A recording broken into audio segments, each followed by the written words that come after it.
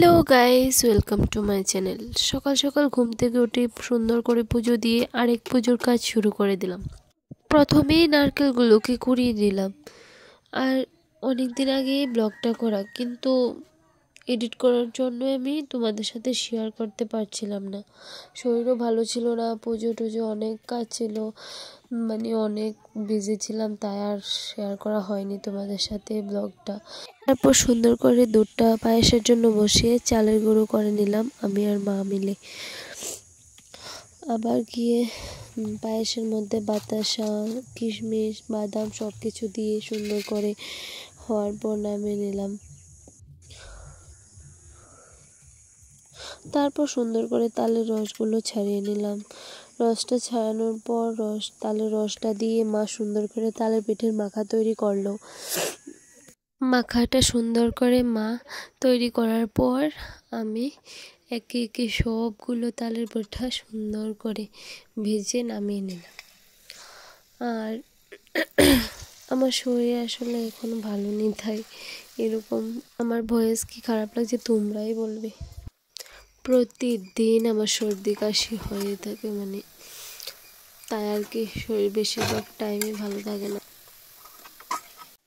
তারপর কড়াইয়ের মধ্যে সুজিটা দিয়ে সুন্দর করে নাড়িয়ে চাড়িয়ে ভেজে নেওয়ার পর জল দিয়ে, নারকেল দিয়ে, চিনি সব কিছু দিয়ে, সুজি, দুধ সব কিছু দিয়ে সুজি হয়ে যাওয়ার পর নামিয়ে রেখে দিলাম।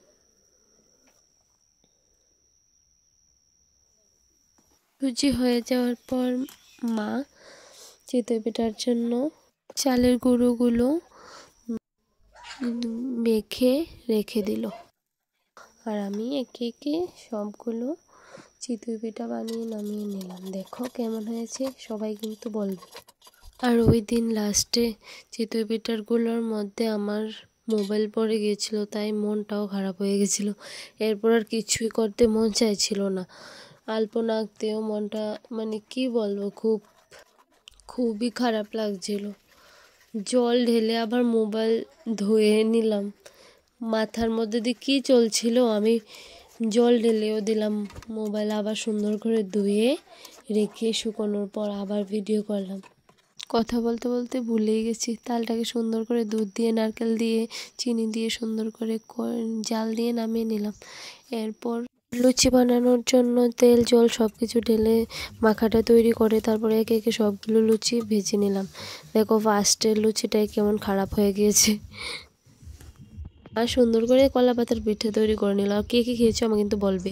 দেখো আমার ফোনের কি অবস্থা হয়েছিল, পুরোগুলোর মধ্যে পড়ে, মাথা ঠিক ছিল না।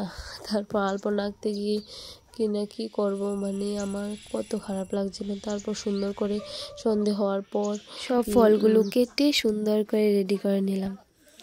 দেখো তারপর আমি, মা, জেঠি, অনেক মানুষ এসেছিল, তারা সবাই একসাথে আমরা বসেছিলাম। জেঠির বাড়ির পুজোয় আমি পাঁচালি পড়েছিলাম, আর আমার বাড়ির পুজোয় জেঠি পাঁচালি পড়েছে। দেখো, আর তোমরা সবাই ভালো থাকবে, আমাকে বলবে কেমন হয়েছে ভিডিওটা।